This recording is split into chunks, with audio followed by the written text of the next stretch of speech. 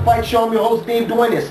Let's talk about Friday night solo boxeo. 130, we have the hard puncher, boxer puncher that is, Urbano Ante Leon versus Daniel Atta. Now, Daniel Atta came down from 135 to 130, thinking that he would have the advantage, be the much bigger man, since he's been up at 135, and he's faced really good opposition, Frites, and he's faced Nate Campbell, you know, who's got all the ring bouts right now. Well, not all the ring bouts, you know, all the alphabet bouts, right? And he did fairly well with them. He went all decision, 12 rounds with those guys I just mentioned. So he comes down and he decides to fight Urbano. Now, if you've never seen Urbano Ante Leon, this guy is phenomenal. I mean, this guy really is starting to rake in the numbers and starting to show that he is really a force to be reckoned with at the 130 pound. How long he stays at 130, we don't know. But as long as he stays in the 130 division, he's going to be a major impact, you know, to anybody that decides to face him, okay? The more you see him, the better and better he becomes, okay? This is the guy who really knows how to use his jab. He has really good short punches. Off the jab, he knows how to use his combinations. Another thing that he does really well is he gives himself angles to create. He creates angles in order to catch you with his body shots and his uppercuts. Once he catches you up on that ring, he doesn't allow you to get out. He really puts it on, okay? This is the guy that you can see, he's 100% hungry. He wants to be a name fighter. He wants to be in the line with, you know, the Marquez and the Morales and the Barreras, okay? This is the guy that has the ingredients of being in that category of fighters I just mentioned. So if you haven't seen him, this guy is something to see. He stopped Daniel in the early fourth round, but had dropped him in the third. And really the telling of that third fight is what really kind of just laid right over into the fourth round. Because in the third round, he catches him on the ropes. He doesn't allow him to get out, you know, and he just puts a lot of pressure on him, okay? But how he really set it up and stuff is, before Daniel had walked himself back to that corner, he had him in the middle. He kept him there. He kept his punches nice and short. But what he did is he hard pivoted out of the way to kind of land his right uppercut, and that kind of what set it up for Daniel to walk back. He was trying to get away from danger, and Urbano didn't allow him to do that. What he did is just kept going forward, and he trapped him, dropped him late in the round. So when Daniel got back up, he didn't allow him to breathe again. But he kept his hands up, and he's really precise. You know, he keeps his punches nice and short. And when he sets up his uppercut and his body shots, he doesn't just throw one. He throws 2, 3, 4, and then he comes back up to the top. So he's really, really good in doing his combinations. He's very aware of what's going on around him in that ring. So this is the guy that really I'm excited about, and hopefully you get to see him, because he's going to bring so much excitement to the 130 and 135. Okay, let's talk about Amir Khan, what happened on Saturday night when he faced the Colombian puncher Prescott. I watched the fight.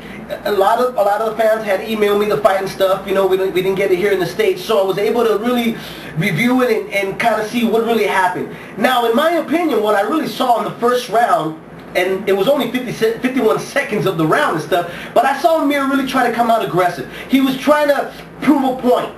And the point was that he can bang with a puncher, and him being considered as a puncher, not just a boxer. That's what he was trying to establish. And you know what? It was the wrong move for him, okay? He got caught. He got clipped with a left hook from Prescott. Was dropped. I mean, it was a nasty drop on him. He gets back up. He didn't really allow himself to get his composure. He gets back up automatically, which is, you know, really an amateur move that he's done. And that just shows the ring experience that he doesn't have yet, okay? Now, there was a lot of questions already about his chin when he went into the ring. You know, it's that question of his chin being a glass jaw has been circulating within the community of the boxers, you know, boxing community for some time now. Now the question has been answered, but now there are some new questions that have been risen from this defeat that Amir has gotten. Okay, the new question is he going to be able to rebound from this? Where does he go from this? Now,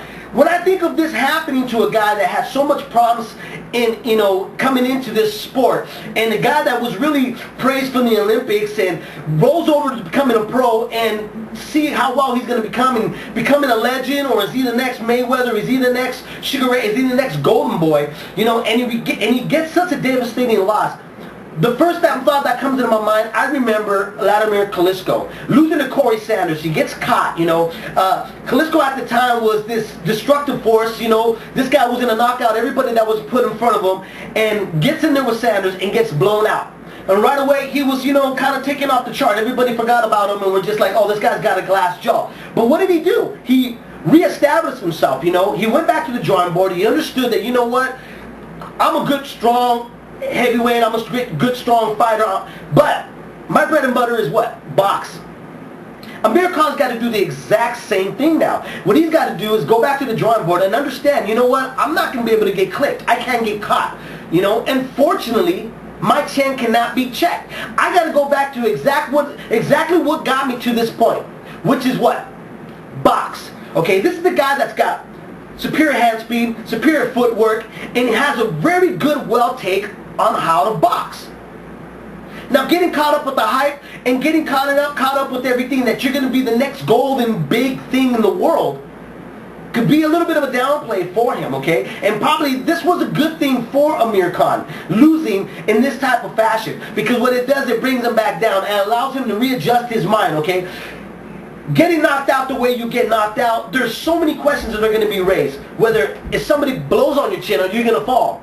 Or are you going to adjust to it and keep your hands high and box? And understand that no matter what let's say you get another great, fantastic win over somebody that you were supposed to lose to, right?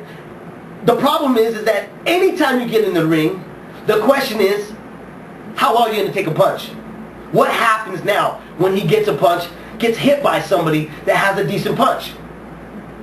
So that question's always going to be there. That's something he cannot erase. The only thing that he can erase is that night with himself. Not with the media, not with the fans. Within himself. So he needs to do is gather himself up, take this loss, go back to the gym, and go back to what got you there. Your bread and butter. You know, I like the kid, either if you're a fan of him or you're not a fan of him and this and that, he's still going to be a factor in the lightweight division. It's not going to be something that's going to be just blown over and you're going to forget about, because there are plenty of UK fans, UK fighters and American fighters that would still love to put Amir Khan under their belt as a guy that defeated him. So him still being able to draw numbers is still not going to be, no. Oh, you know, nobody's not going to want to see him. Of course everybody's going to want to see. Everybody wants to see what happens at the end of the story still. And it is up to Amir Khan to dictate the end of that story. You lost. You got knocked out. It happens to the best. It happens to everybody. But now, let's find out how great of a fighter he can become. Okay? Because great fighters can either take this loss and make something out of it to become a Hall of Famer. Not just a Hall of Famer, a great fighter. Because there's a difference between a Hall of Famer and a great fighter. Okay? A Hall of Famer could be a guy that, you know, has had tremendous good, lucrative career in the boxing world, right? But still make it in the Hall of Fame. A great fighter has been able to dictate his career, take a loss, come back, and do the things that everybody's saying you can do. So what happens with Amir Khan's career now? Now that is the question. Like I said before, the other questions have been answered. There are new questions for him, and there are new obstacles for him to jump over and hurdle. Let's see what happens. I'm really interested in seeing what happened. What happened for him, it's unfortunate. It sucks for the kid. But you know what? That's part of boxing. And that's what I love about boxing, is they can never tell who's going to be the next big superstar. But like I said before, we don't know yet. He may be able to rebound and prove everybody wrong that's been saying that he wasn't going to go anywhere because he had a glass jaw. A glass jaw is just part of the fight game. You know, everybody can get clipped. That's part of the game. But how well do you adjust to it, and how well you go back and learn your boxing and experience from what has just happened to you, and you adjust to it. Anyways, I'm your host, Dave Duenas, and thanks for tuning in to another edition of the Will Be Blood Fight Show.